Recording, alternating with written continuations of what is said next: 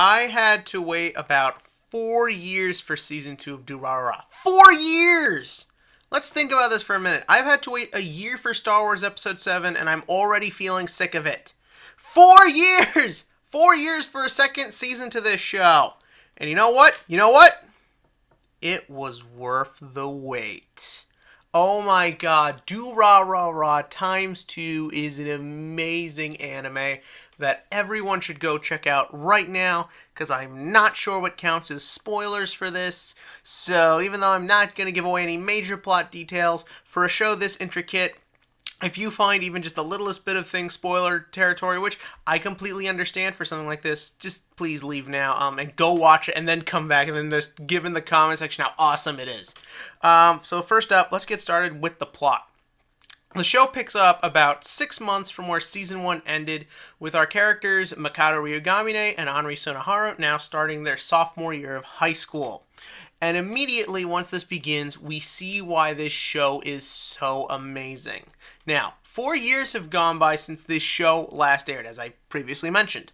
And you would think that in that time, it would be really hard to sort of get you into the mindset and frame of this world without having to waste an episode or two just on setup and exposition. I mean, which is fair. That's what happens when you take a big break like this. I mean, a prime example of this is Fairy Tail. Fairy Tail took a year off, and even that had to spend the first 15 minutes of its first new episode just reestablishing characters who we had to sit through for like over 100 episodes and only had to wait a year for.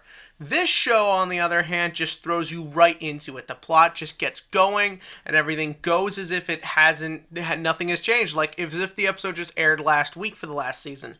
And it works in this, and the reason for that is the show does such a masterful way of presenting everyone in a way that just instantly reminds you of them. Everyone felt so fleshed out and as a real person in Season 1 that when you get into Season 2, all you need to do is just show them up, have them give half a sentence of dialogue, and even if you've forgotten them over the course of 4 years, you instantly remember them. I didn't remember everyone from the first season, but once everyone starts talking, I just have ones where I'm like, oh yeah, it's that guy, oh yeah, it's that guy. I know I'm not using names, but you get my point. It works so well in this, and it is because not just the fact that the characters really work, but everything about it complements everything. The animation is gorgeous. In my opinion, it's a step up from the previous season, and that's one of my favorite visual styles of any anime. You just see the long shots of the city, or like the sunrise, or sunsets, or people as they just look out into the streets and the world around them, and it's mesmerizing. It's so beautifully animated, and it looks so well and looks so realistic. You feel like you're there in this world. And it even goes even further with a beautiful score. The music in this show is excellent. Not only are the openings and endings really fun to listen to, but the background music. I would get this OST if I could. It's so amazing to listen to. Every scene is set up perfectly as you go from many great mood changes, oftentimes within minutes. Scenes will literally go from being calm and lighthearted to dark and serious very quickly, with transitions that shouldn't normally be handled well. But due to a flowing score that clearly has had a lot of time put into it, you really get a sense that everything is, as I keep saying, natural and realistic, and it fits this world oh so well. Now that's not to say all the characters aren't, die-hard serious type. A lot of them are very funny. I laughed hard in this series. No one ever talks about how funny Durarara is, but it's so good to listen to, and that's because the characters are over the top. There are a lot of characters in this that feel, for lack of a better term, very cartoonish, but it all fits so well because it's always important to make them likable and fits that.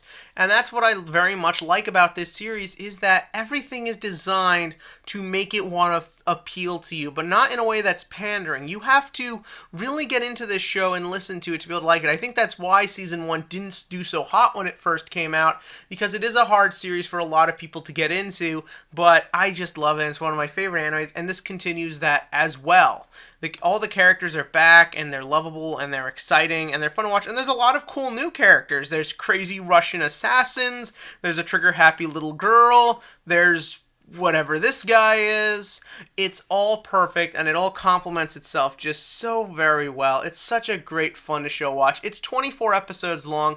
It doesn't feel it at all. It feels very quick. The time goes by fast and it's worth the watch. Now, if I had to pick a couple nitpicks, well, there's one nitpick and I think everything else sort of stems from that.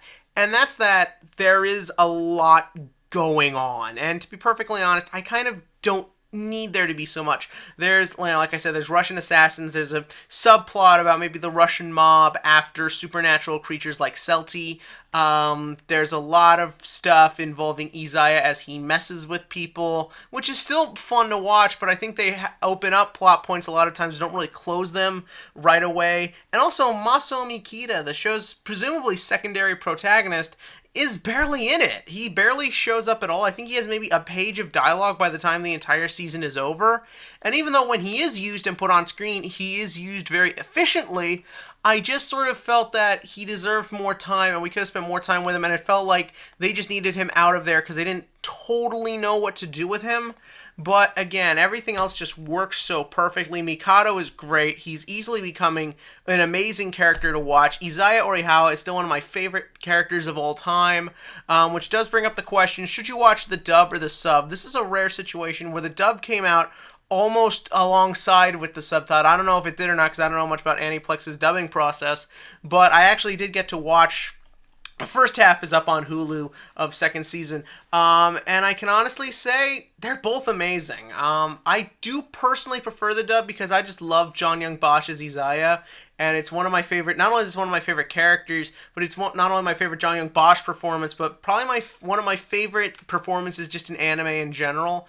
It's so amazing, and that's my reasoning, but the sub is also amazing. The acting is still great, so I could see it going either way depending on your personal preference. But again, this is just a show everyone should watch, and I am glad Season 2 was very popular, and it did get high ratings in Japan, and is very popular here in the West, and that Season 3 will be here January, or maybe it's still technically ×2, I don't know. But either way, it's awesome, and I'm going to say Durarara ×2 is a 9 out of 10. It's an excellent anime, one of my favorites, and one of the highlights of 2015. And I am just so glad it's here, and I can't wait to see what happens next. And in the comment section below, you can give me your thoughts on Durarara ×2, anything you liked about it, and as always, click to like and click to subscribe, and so we can continue with talking about Season 3 this coming January.